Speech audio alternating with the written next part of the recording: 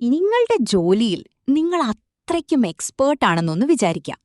ആരെങ്കിലും ഒരു കള്ളം പറഞ്ഞാൽ അത് അപ്പോൾ തന്നെ കണ്ടുപിടിക്കാൻ തക്ക മിടുക്ക് നിങ്ങൾക്കുണ്ടെന്ന് നിങ്ങൾ വിശ്വസിക്കുന്നു. ആ മുറിയിലെ ഏറ്റവും ബുദ്ധിമാനും ഏറ്റവും കൂടുതൽ ശമ്പളം വാങ്ങുന്ന ആളും നിങ്ങളാണ്. എന്നാൽ ഒരു ദിവസം അത്രയ്ക്കും നിഷ്കളങ്കനെന്ന് തോന്നിക്കുന്ന ഒരു പയ്യനെ നിങ്ങൾ പരിചയപ്പെടുന്നു. ഭയന്നു വിറയ്ക്കുന്ന പാവം ഒരു കുട്ടിയുടെ കണ്ണുകളിലേക്ക് നോക്കി അവനെ എങ്ങനെയെങ്കിലും രക്ഷിക്കണം എന്ന് നിങ്ങൾ ഉറപ്പിക്കുന്നു. അവനെ രക്ഷിക്കാൻ വേണ്ടി നിങ്ങളുടെ കരിയർ തന്നെ നിങ്ങൾ പണയപ്പെടുത്തുന്നു. ഇതാണ് മാർട്ടിൻ വെയിൽ, ചിക്കാഗോയിലെ ഏറ്റവും പവർഫുള്ളായ ഒരു ഡിഫൻസ് ലോയർ. നീതിയോ ന്യായമോ ഒന്നും ഇയാൾക്ക് വിഷയമല്ല. തന്റെ ക്ലയന്റ് കുറ്റം ചെയ്തോ ഇല്ലയോ എന്നതും ഇയാൾ നോക്കാറില്ല. ഇയാൾക്ക് വേണ്ടത് വിജയം, പ്രശസ്തി, പിന്നെ ആ വിജയത്തിലൂടെ കിട്ടുന്ന വമ്പൻ തുകയുമാണ്. ചുരുക്കത്തിൽ പറഞ്ഞാൽ ഒരു ലീഗൽ റോക്ക് സ്റ്റാർ. ഇങ്ങനെ തന്റെ വിജയങ്ങൾ ആഘോഷിച്ചു നടക്കുന്ന മാർട്ടിന്റെ മുന്നിലേക്കാണ് ചിക്കാഗോയെ നടുക്കിയ ആ വാർത്തയെത്തുന്നത്. ആ നഗരത്തിലെ എല്ലാവരും ഒരു വിശുദ്ധനെ പോലെ ആരാധിച്ചിരുന്ന ആർച്ച് ബിഷപ്പ് റഷ്മാൻ ക്രൂരമായി കൊല്ലപ്പെട്ടിരിക്കുന്നു. വെറുമൊരു കൊലപാതകമല്ല, അതൊരു ചോരക്കളിയായിരുന്നു. 78 തവണയാണ് അദ്ദേഹം കുത്തേറ്റത്. അയാളുടെ കണ്ണുകൾ കുത്തിപ്പൊട്ടിച്ചിരുന്നു. നെഞ്ചിൽ ചില നമ്പറുകളും കുത്തിവെച്ചിട്ടുണ്ടായിരുന്നു. ഇതൊരു സാധാരണ കൊലപാതകമായിരുന്നില്ല. ആരോ നൽകിയ വ്യക്തമായ ഒരു സന്ദേശമായിരുന്നു. പോലീസുകാർക്ക് ആ കൊടും ക്രൂരതയുടെ ആഴം മനസ്സിലാക്കുന്നതിനു മുമ്പുതന്നെ അവിടെ നിന്നും ഒരാൾ ഓടിപ്പോകുന്നത് അവർ കാണുന്നു. അതൊരു ചെറിയ പയ്യനായിരുന്നു. തല മുതൽ കാൽ വരെ ബിഷപ്പിന്റെ ചോരയിൽ കുളിച്ചിട്ടുണ്ടായിരുന്നു അവൻ. പിന്നീട് ചിക്കാഗോയിലെ മഞ്ഞു വീഴുന്ന ഇരുണ്ട തെരുവുകളിലൂടെയും ട്രെയിൻ ട്രാക്കുകളിലൂടെയും നടക്കുന്ന വലിയൊരു ചേസിങ്ങിനൊടുവിൽ പോലീസ് അവനെ മഞ്ഞിലേക്ക് വലിച്ചിട്ട് പിടികൂടുന്നു. ഈ വലിയ അറസ്റ്റിന്റെ വാർത്തകൾ നിമിഷനേരം കൊണ്ട് മാധ്യമങ്ങളിൽ നിറയുന്നു. രാജ്യത്തെ എല്ലാ പത്രങ്ങളുടെയും മുൻപേജിൽ തന്റെ മുഖം അച്ചടിച്ചു വരാനുള്ള ഒരു സുവർണാവസരമാണെന്ന് തിരിച്ചറിയുന്ന മാർട്ടിൻ ഉടൻ തന്നെ രംഗത്തെത്തുന്നു. അവൻ നേരെ പോലീസ് സ്റ്റേഷനിൽ പോയി യാതൊരു ഫീസും വാങ്ങാതെ ആ പയ്യനു വേണ്ടി ഹാജരാകാമെന്നറിയിക്കുന്നു. എല്ലാം തികച്ചും സൗജന്യം, കുറച്ചു പ്രശസ്തിക്കും ക്യാമറയ്ക്ക് മുന്നിൽ തിളങ്ങാനും വേണ്ടി മാത്രം. എല്ലാവരും കുറ്റക്കാരനെന്ന് വിധിച്ച ഈ പയ്യനെ രക്ഷിച്ചാൽ കിട്ടുന്ന പബ്ലിസിറ്റി അയാൾക്കറിയാമായിരുന്നു. അങ്ങനെ എന്തും ചെയ്യാൻ മടിക്കാത്ത, കാഴ്ചയിൽ തന്നെ ഭയം തോന്നുന്ന ഒരു വലിയ ക്രിമിനലിനെ കാണാമെന്ന പ്രതീക്ഷയിൽ മാർട്ടിൻ ആ ജയിലറയിലേക്ക് നടന്നുപോകുന്നു. പക്ഷേ അവിടെ അവൻ കാണുന്നത് ആരോൺ സ്റ്റാംപ്ലറെയാണ്. ആരോൺ കെന്റക്കിയിലെ ഒരു ഗ്രാമത്തിൽ നിന്നുള്ള 19കാരനായ ഒരു അൾത്താര ബാലനാണ്. അവൻ വല്ലാതെ മെലിഞ്ഞ് പേടിച്ച് വിറയ്ക്കുന്ന നിലയിലായിരുന്നു. പോരാത്തതിന് കടുത്ത വിക്കുള്ളതുകൊണ്ട് അവന് ഒരു വാചകം പോലും മുഴുവനായി പറയാൻ കഴിഞ്ഞിരുന്നില്ല. കണ്ണുനീർ നിറഞ്ഞ നിഷ്കളങ്കമായ കണ്ണുകളോടെ മാർട്ടിനെ നോക്കി താനത് ചെയ്തിട്ടില്ല എന്നവൻ ആണയിട്ട് പറയുന്നു. താൻ ആ മുറിയിലുണ്ടായിരുന്നു എന്നത് സത്യമാണ്, പക്ഷെ പെട്ടെന്ന് തനിക്ക് ബോധം നഷ്ടപ്പെട്ടു എന്നാണ് അവൻ പറയുന്നത്. ചില സമയങ്ങളിൽ തനിക്ക് ചുറ്റും എന്താണ് സംഭവിക്കുന്നതെന്ന് ഓർമ്മയുണ്ടാകില്ലെന്നും ബിഷപ്പിനെ താൻ സ്വന്തം അച്ഛനെപ്പോലെയാണ് സ്നേഹിച്ചിരുന്നതെന്നും അവൻ മാർട്ടിനോട് പറയുന്നു. ഇവിടെയാണ് കാര്യം. വലിയ കൊടും ക്രിമിനലുകളെ രക്ഷപ്പെടുത്തി ജീവിക്കുന്നവനാണ് മാർട്ടിനെങ്കിലും മുന്നോട്ടും പിന്നോട്ടും ആടി വിറയ്ക്കുന്ന ഈ പാവം പയ്യനെ കണ്ടപ്പോൾ ഇവൻ ഒരിക്കലും ഒരു കൊലപാതകിയാകാൻ സാധ്യതയില്ല എന്നവൻ ചിന്തിക്കുന്നു. ആരോൺ ശരിയായ സമയത്ത് തെറ്റായ സ്ഥലത്തെത്തിപ്പെട്ടതാണെന്നും യഥാർത്ഥ കൊലയാളി അവനെ കുടുക്കിയതാണെന്നും മാർട്ടിൻ ഉറച്ചു വിശ്വസിക്കുന്നു. എന്തായാലും ബിഷപ്പിന്റെ ഭൂതകാലം ചികയാനും അദ്ദേഹത്തിന്റെ മരണം ആഗ്രഹിക്കുന്ന മറ്റാരെങ്കിലും ഉണ്ടോ എന്ന് കണ്ടെത്താനും മാർട്ടിൻ തന്റെ അന്വേഷണ സംഘത്തെ ചുമതലപ്പെടുത്തുന്നു. കാര്യങ്ങൾ കുറച്ചുകൂടി രസകരമാക്കാൻ ഒരു കാര്യം കൂടിയുണ്ട്. ഈ കേസ് വാദിക്കാൻ വരുന്ന പ്രോസിക്യൂട്ടർ ജാനറ്റ് വെനബിളാണ്. ജാനറ്റ് വളരെ ബുദ്ധിമതിയും ഒട്ടും ദയയില്ലാത്തവളുമാണ്. മാത്രമല്ല, അവൾ മാർട്ടിന്റെ മുൻ കാമുകി കൂടിയാണ്. അതുകൊണ്ടിതൊരു സാധാരണ കോടതി പോരാട്ടം മാത്രമല്ല, തീർപ്പാക്കാത്ത പഴയ പകകൾ തീർക്കാനുള്ള ഒരു വേദി കൂടിയാണിത്. ജാനറ്റിന് വേണ്ടത് ആരോണിന്റെ ജീവനാണ്. ഒരു കൊലപാതകിയെ രക്ഷിക്കാൻ മാർട്ടിൻ തന്റെ സ്ഥിരം വില കുറഞ്ഞ നാടകങ്ങൾ കളിക്കുകയാണെന്ന് അവൾ ഉറച്ചു വിശ്വസിക്കുന്നു. മാർട്ടിന്റെ ടീം പള്ളിയുടെ രേഖകൾ പരിശോധിക്കുമ്പോൾ ആ പുണ്യവാനായ ആർച്ച് ബിഷപ്പ് അത്ര വലിയ പുണ്യവാനൊന്നും ആയിരുന്നില്ല എന്ന് അവർ കണ്ടെത്തുന്നു. വലിയ അഴിമതികൾ, നഗരത്തിലെ വിലപിടിപ്പുള്ള ഭൂമിയുമായി ബന്ധപ്പെട്ട തട്ടിപ്പുകൾ, ബിഷപ്പിനെ നിശബ്ദനാക്കാൻ ആഗ്രഹിക്കുന്ന അപകടകാരികളായ ആളുകൾ, അങ്ങനെ പലതും അവർ കണ്ടെത്തുന്നു. ഇതൊക്കെ കണ്ടുപിടിച്ച് നഗരത്തിലെ പ്രമുഖരുടെ തനി നിറം പുറത്തു കൊണ്ടുവന്ന് കോടതിയിൽ വലിയ ഹീറോ ആകാൻ പോകുന്നതിന്റെ ആവേശത്തിൽ മാർട്ടിൻ നടക്കുകയാണ്. എന്നാൽ അപ്പോഴാണ് മാർട്ടിന്റെ അന്വേഷണ ഉദ്യോഗസ്ഥൻ ബിഷപ്പിന്റെ മുറിയിൽ ഒളിപ്പിച്ചു വെച്ചൊരു സാധനം കണ്ടുപിടിക്കുന്നത്. ഒരു VHS ടേപ്പ്. മാർട്ടിൻ അത് പ്ലേ ചെയ്യുന്നു. അതിലെ ദൃശ്യങ്ങൾ കണ്ട് അവൻ ശരിക്കും ഞെട്ടിപ്പോകുന്നു. അതൊരു ഹോം വീഡിയോ ആയിരുന്നു. ഷൂട്ട് ചെയ്തിരിക്കുന്നത് ബിഷപ്പ് തന്നെയാണ്.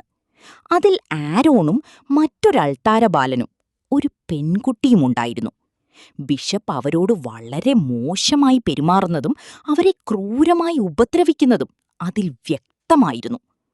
പുറമെ കാണുന്ന ആ നല്ല മുഖമായിരുന്നില്ല ബിഷപ്പിനുണ്ടായിരുന്നത്. പെട്ടെന്ന് ആ കേസ് പൂർണ്ണമായും കീഴ്മേൽ മറിയുന്നു. കൊലപാതകത്തിനു പിന്നിലെ കാരണം ഇപ്പോൾ പകലുപോലെ വ്യക്തമാണ്. നിരന്തരം ഈ ക്രൂരതകൾ സഹിക്കേണ്ടി വന്ന ആ പാവം അൾത്താര ബാലന് അങ്ങനെയൊരു കടുംകൈ ചെയ്യാൻ വ്യക്തമായ കാരണമുണ്ടായിരുന്നു. മാർട്ടിന് കടുത്ത ദേഷ്യം വരുന്നു. ആരോണിനെ കൊല ചെയ്യാൻ ഒരു കാരണവുമില്ല എന്നതിന്റെ അടിസ്ഥാനത്തിലാണ് അവൻ കേസ് വാദിക്കാനിരുന്നത്. താൻ വഞ്ചിക്കപ്പെട്ടതായി മാർട്ടിന് തോന്നുന്നു. അതിയായ ദേഷ്യത്തോടെ അവൻ ജയിലിലേക്ക് പോകുന്നു. ആ ചെറിയ ചോദ്യം ചെയ്യൽ മുറിയിൽ വെച്ച് അവൻ ആരോണിനോട് ചൂടാകുന്നു. ആ വികൃതമായ ടേപ്പിനെക്കുറിച്ച് എന്തുകൊണ്ട് തന്നോട് പറഞ്ഞില്ല എന്ന് ചോദിച്ച് അവൻ ആരോണിനെ മാനസികമായി തളർത്തുന്നു. അപ്പോൾ നിങ്ങളുടെ കൺമുന്നിൽ അതിഭയാനകമായൊരു കാര്യം സംഭവിക്കുന്നു. ആരോണിന്റെ വിക്ക് പെട്ടെന്ന് നിർത്തുന്നു. അവന്റെ ശരീരപ്രകൃതി തന്നെ മാറുന്നു. ഭയന്നു വിറയ്ക്കുന്ന ആ പയ്യൻ അപ്രത്യക്ഷനാകുന്നു. പകരം തികച്ചും വ്യത്യസ്തമായ ഗാംഭീര്യമുള്ള ശബ്ദത്തിൽ സംസാരിക്കുന്ന തണുത്ത പ്രകൃതമുള്ള അഹങ്കാരിയായ ഒരു യുവാവ് അവിടെ പ്രത്യക്ഷപ്പെടുന്നു. അവൻ മേശയ്ക്ക് കുറുകെ ചാടി മാർട്ടിനെ പിടിച്ച് കോൺക്രീറ്റ് ഭിത്തിയിലേക്ക് അതിശക്തമായി ചേർത്തു നിർത്തുന്നു. "ഞാൻ റോയ്," അവൻ അലറുന്നു. റോയ് ഒട്ടും നല്ലവനല്ല. അവൻ ക്രൂരനായ ഒരു സൈക്കോപാത്താണ്. ആരോൺ അല്ല ബിഷപ്പിനെ കൊന്നത് എന്ന് അവൻ ശ്വാസം മുട്ടുന്ന മാർട്ടിനോട് പറയുന്നു. അത് ചെയ്തത് റോയാണ്. ആരോണിനെ സംരക്ഷിക്കാൻ വേണ്ടിയാണ് താനത് ചെയ്തത്. കാരണം ആ പീഡനങ്ങൾ തടയാൻ മാത്രം അവന് കരുത്തില്ലായിരുന്നു. എന്നാൽ പെട്ടെന്ന് തന്നെ റോയ് അപ്രത്യക്ഷനാകുന്നു. വീണ്ടും പഴയ ആരോൺ തിരിച്ചു വരുന്നു. തനിക്ക് തലവേദനിക്കുന്നു എന്ന് പറഞ്ഞവൻ കരയുന്നു. വെയിലാകെ പകച്ചുപോയി.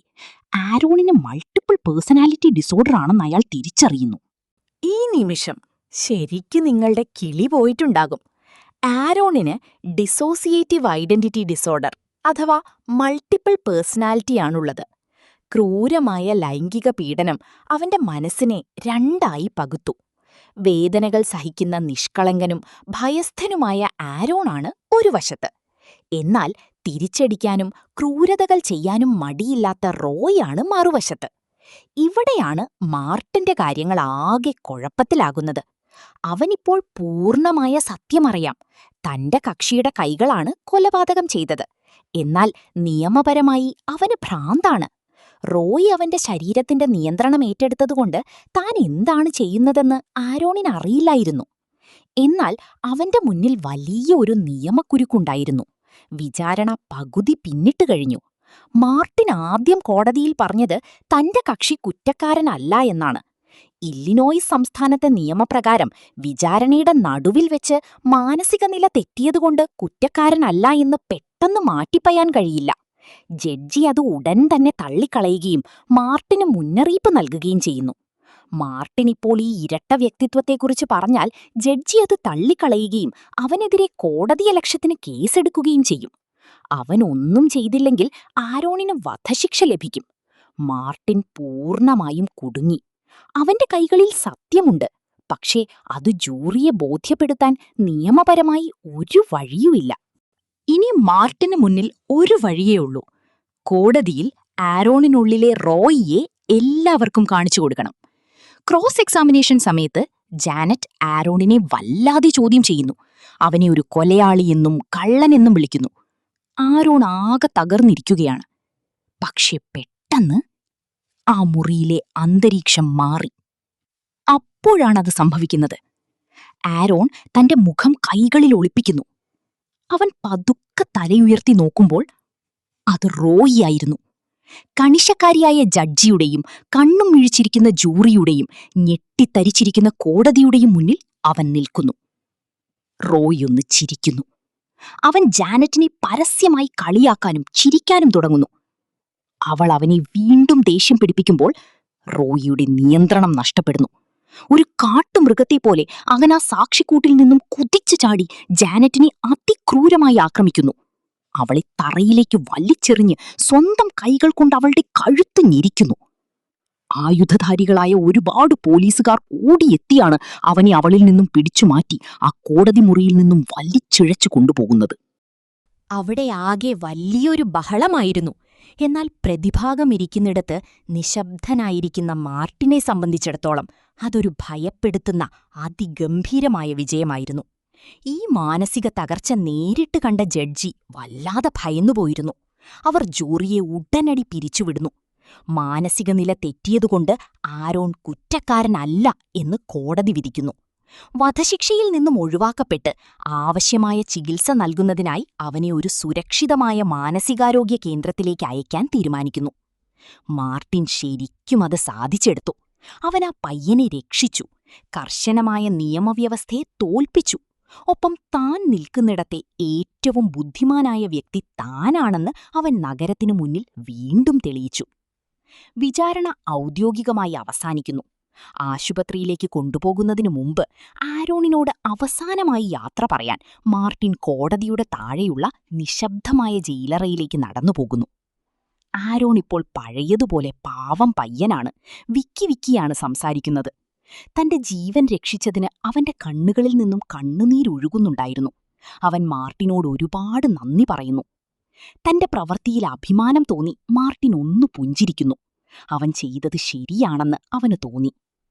ഫ്ലാഷുകൾ മിന്നുന്ന ക്യാമറകൾക്ക് മുന്നിലേക്ക് ഒരു നായകനെപ്പോലെ നടന്നുപോകാൻ അവൻ തിരിഞ്ഞു നടക്കുന്നു. എന്നാൽ ഈ നിമിഷമാണ് അത് സംഭവിക്കുന്നത്. നിങ്ങളുടെ ശ്വാസം നിലച്ചുപോകുന്ന ആ വലിയ ട്വിസ്റ്റ്. മാർട്ടിൻ നടന്നു പോകുമ്പോൾ അഴികൾക്കിടയിലൂടെ ആരോൺ അവനെ വിളിക്കുന്നു. അവൻ പറയുന്നു, മിസ്റ്റർ വെയിൽ, ആ വക്കീൽ സ്ത്രീയോട് ഞാൻ ക്ഷമ ചോദിച്ചെന്ന് പറയണം. അവരുടെ കഴുത്തിനു പിടിച്ചതിന്. അവരുടെ കഴുത്തിന് കുഴപ്പമൊന്നുമില്ലെന്ന് ഞാൻ കരുതുന്നു. വെയിൽ നടന്നു തുടങ്ങിയിടത്തുനിന്ന് മരവിച്ചു നിന്നുപോയി. ആരോൺ എങ്ങനെ അതറിഞ്ഞു? റോയ് ചെയ്യുന്ന കാര്യങ്ങൾ താൻ ഓർക്കാറില്ലെന്നല്ലേ ആരോൺ പറഞ്ഞിരുന്നത്? വെയിൽ പതുക്കെ തിരിഞ്ഞു നോക്കി. അവിടെ ഇരിക്കുന്നത് പഴയ ആരോൺ അല്ല. അവൻ പതുക്കെ തിരിഞ്ഞ് ആ ജയിലറയുടെ കമ്പികൾക്കടുത്തേക്ക് നടക്കുന്നു. അവൻ ആരോണിനെ നോക്കി പതുക്കെ ചോദിക്കുന്നു, നീപ്പോൾ എന്താ പറഞ്ഞത്? കാര്യമിതാണ്. കോടതിയിലെ ആക്രമണത്തിനിടെ ആരോണിന് ബോധം നഷ്ടപ്പെട്ടിരുന്നു. അവൻ റോയായി മാറിയെന്നും സാക്ഷിക്കൂട്ടിൽ നടന്നതൊന്നും തനിക്ക് ഓർമ്മയില്ലെന്നും അവൻ പറഞ്ഞിരുന്നു. റോയ് ജാനറ്റിന്റെ കഴുത്തിന് പിടിച്ച കാര്യം ആരോൺ അറിയാൻ വഴിയില്ല. അത് റോയ്ക്ക് മാത്രമേ അറിയൂ.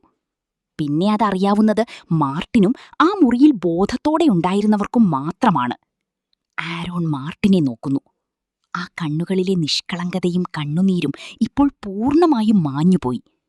അവന്റെ ആ വലിയ വിക്ക് പെട്ടെന്നില്ലാതാകുന്നു. മാർട്ടിന്റെ മുഖത്തേക്ക് നോക്കി ജീവനില്ലാത്ത, തണുത്ത, ഭയപ്പെടുത്തുന്ന ഒരു ചിരി ചിരിക്കുന്നു. അവൻ പതുക്കെ കൈയടിക്കാൻ തുടങ്ങുന്നു. നന്നായി ചെയ്തു വക്കീലേ. മാർട്ടിന്റെ ലോകം അവന്റെ മുന്നിൽ വെച്ച് തകർന്നു വീഴുന്നു. ഈ വലിയ ഞെട്ടൽ ഉൾക്കൊള്ളാൻ ശ്രമിച്ചുകൊണ്ട് അവൻ ചോദിക്കുന്നു, അപ്പോൾ റോയ് എന്നൊരാളില്ലായിരുന്നോ? അപ്പോൾ അവൻ ചിരിച്ചുകൊണ്ട് പറഞ്ഞു, അവിടെ ഒരിക്കലും ആരോൺ എന്നൊരാളില്ലായിരുന്നു മാർട്ടിൻ. കണ്ണുകളിൽ ക്രൂരത നിറച്ചവൻ ചിരിക്കുന്നു. കൊള്ളാം മിസ്റ്റർ വെയിൽ, നിങ്ങൾക്ക് കാര്യങ്ങൾ മനസ്സിലാകുന്നുണ്ട്. അവൻ അഭിനയിക്കുകയായിരുന്നു. ആദ്യ നിമിഷം മുതൽ അവൻ എല്ലാം അഭിനയിക്കുകയായിരുന്നു. ആ വിക്ക്, ആ നിഷ്കളങ്കത, ആ മൾട്ടിപ്പിൾ പേഴ്സണാലിറ്റി ഡിസോർഡർ എല്ലാം. മാനസിക നില തെറ്റിയ ഒരു പാവം ഇരയായിരുന്നില്ല അവൻ. തികഞ്ഞ ബുദ്ധിരാക്ഷസനായ, യാതൊരു ദയയുമില്ലാതെ ആർച്ച് ബിഷപ്പിനെ വെട്ടിക്കൊലപ്പെടുത്തിയ ഒരു കൊടും ക്രിമിനലായിരുന്നു അവൻ.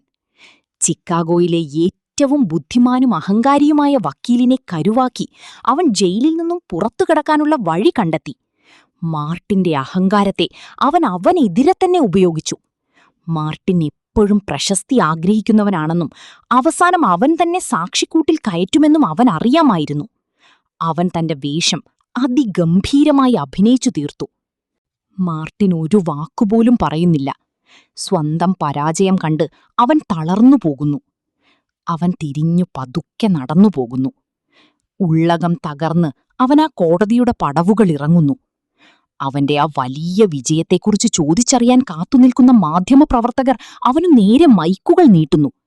എന്നാൽ അതൊന്നും ശ്രദ്ധിക്കാതെ മഞ്ഞു വീഴുന്ന ആ തെരുവിലേക്ക് നോക്കി അവൻ നടന്നുപോകുന്നു. താൻ നിയമപരമായി തുറന്നുവിട്ടത് ഒരു കൊടും ഭീകരനെയാണെന്ന സത്യം അവൻ തിരിച്ചറിയുന്നു. അവസാനം നമ്മുടെ വലിയ അഹങ്കാരം എങ്ങനെ നമ്മുടെ തന്നെ പരാജയത്തിന് കാരണമാകുന്നു എന്നീ കഥ കാട്ടിത്തരുന്നു. പലപ്പോഴും ചെകുത്താൻ ചെയ്യുന്ന ഏറ്റവും വലിയ തന്ത്രം അവനില്ല എന്ന് ലോകത്തെ വിശ്വസിപ്പിക്കുന്നതല്ല, മറിച്ച് താൻ വെറുമൊരു നിസ്സഹായനാണെന്ന് നിങ്ങളെ വിശ്വസിപ്പിക്കുന്നതാണ്.